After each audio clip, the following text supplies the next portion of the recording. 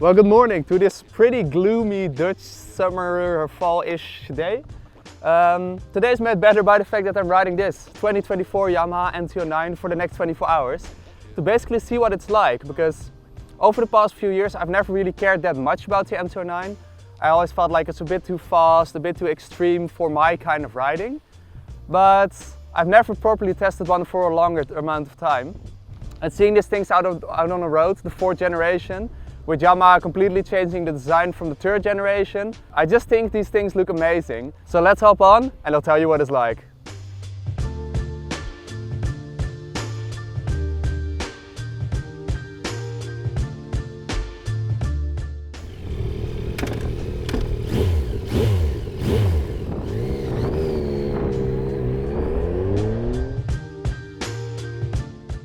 What are my first impressions?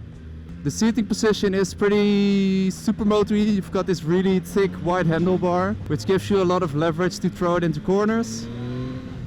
The suspension feels actually pretty solid, considering this is a base model, so not the SP.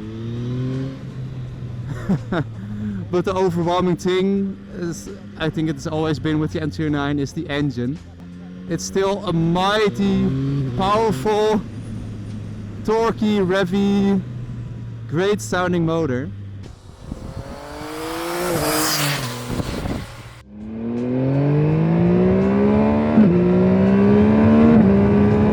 I think when this bike came out, Yamaha made a big deal about the quick shifter, wherein you can, I think you can downshift with the throttle open or upshift with the throttle closed, which I guess is kind of cool, but I've tried it out for a bit like this, throttle closed, upshift. Of course you get a little jerk, so I don't really see the point in not giving it some throttle when you're upshifting or just using the clutch, because that way it's a lot smoother. And downshifting when you're on the throttle just feels weird. So, although this quick shift is pretty nice, it's still not quite as slick as something as on the BMW S1000RR, because that was basically like riding on a bike with a dual clutch transmission. And with this quick shift you can definitely still get some little jerks every once in a while.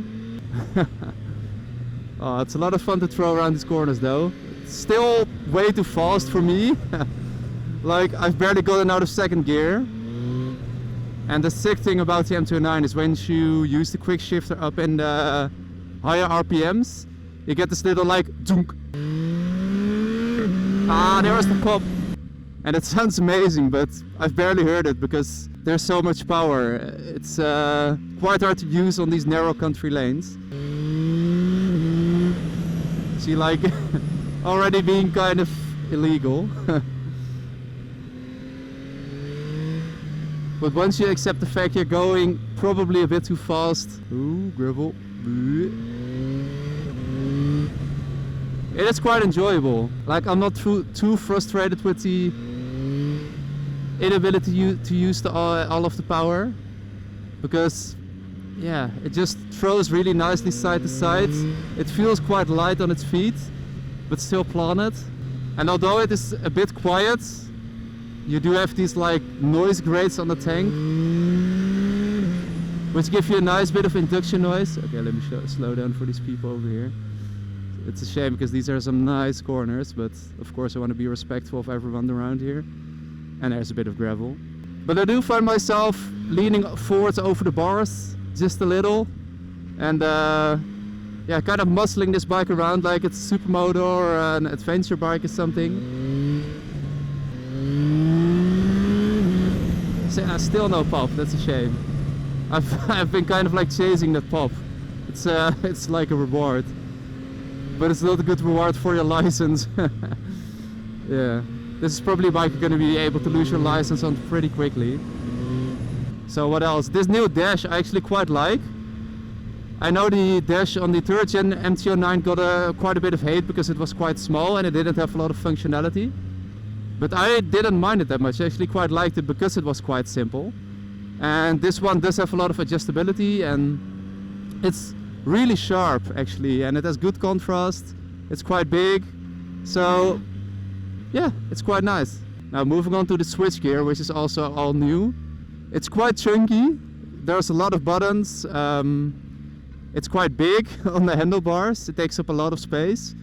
But everything is pretty intuitive. You've got this like little joystick over here you can use to control the screen. Cruise controls are pretty simple. The only thing that's a bit quirky is these indicators, which are like, I don't know, like a big rocker button, but they don't rock back and forth, they're just buttons. So yeah, I don't know why Yamaha felt the need to change the way we use indicators, but it works fine. It's not like, it doesn't get in your way or anything. Ooh, a bumpy road. Yeah, it sounds nice, it sounds really nice. I would probably still put on a cheeky slip-on or something, because most of the stuff you're hearing now is induction noise and the exhaust is quite muted. Yeah, it's a really flexible engine, which I guess it's always been. But you can ride it in 6th gear, 2000 RPM, very smooth, and then roll on and it just goes. So yeah, although this bike can still be quite aggressive, very fast, and proper hooligan, it's also really refined now, which I do appreciate, but it kind of brings me on to the reason why I still don't really like this bike. It doesn't feel that special. I guess because it is refined, it takes away some of the excitement. And it is exciting, but if you're just doing normal speeds, it just feels like, yeah, another middleweight naked bike. And inherently I don't think there's anything wrong with that. But for me, if I'm gonna go fast and get a bike like this, I want to have some personality and some character, you know. Ah, there was the pop. What was I talking about? Oh yeah, my issue with this bike.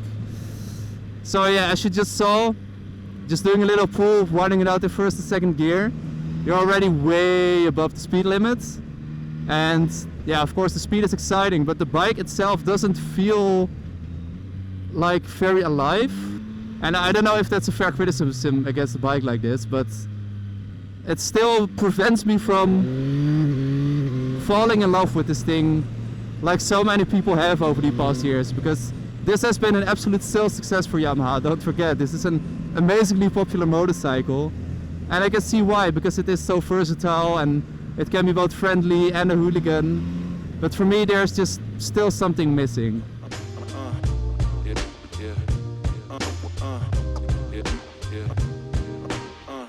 Alright, so I just wanted to take a second and talk about the way this MT-09 looks, because it's actually the main reason I wanted to ride this thing, because I actually really like how this 4th generation MT-09 is looking right now.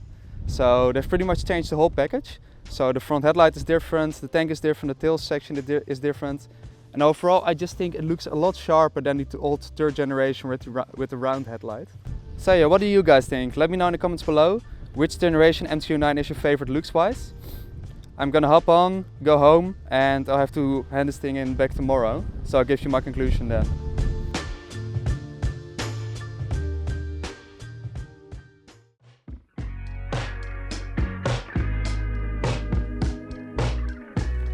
So yeah, I just wanted to be honest with you guys. This video hasn't gone exactly the way I planned it. So I just wanted to record some nice conclusion this morning on the new MT-09. But both of my GoPros died, and the lens I usually use to film these videos broke last week. So yeah, I'm just gonna give you my conclusions this way. Hope you still enjoy. Let's jump into it. So I just wanted to talk about some of the things I really found I loved and things I didn't love about this MT-09. So first off, cruise control on a motorcycle. I'm generally not the biggest fan of many electronics on my bikes. Usually ABS and, well, fuel injection is the only things I really appreciate. But as someone who's done a lot of long distance and used to commute quite a bit, cruise control is absolutely amazing to me. So I love that's on the standard model right now. Staying with the switchgear, I actually hate the turn indicators. For this new generation, Yamaha's introduced some kind of like rocker switch with the functionality that if you soft press, it only blinks 3 times, like in most modern cars. And if you do a hard press, it stays on. But the issue I have with that is there isn't that much tactility, especially when you're wearing big, bulky gloves. So sometimes you want to do a hard press and you accidentally do a soft press. So you sit at the turn on the intersection without your blinker on, which is kind of annoying at best, but also a bit dangerous in the worst. Riding position wise, I really enjoy this bike. So it's got a nice roomy handlebar, really thick, really big. Sitting on it like this, there's plenty of leg room even for someone tall as me. One thing I don't appreciate that much is the fact that the seat pushes you forward a bit. There isn't that much room or freedom to move around. But other than that, yeah, the handlebar is really nice and roomy. So the riding position is definitely a big plus. It actually feels a bit like a super naked now because it feels quite beefy, the tank is quite wide in the front. So yeah, it's got some real presence to it. Another thing that kind of surprised me is the fact that the suspension and the brakes are actually quite nice now. Even though this is just a standard non-SP model, the brakes feel totally fine. They've got quite a bit of bite, quite a bit of power. And the suspension, even on the twisty tight roads, actually handles quite well.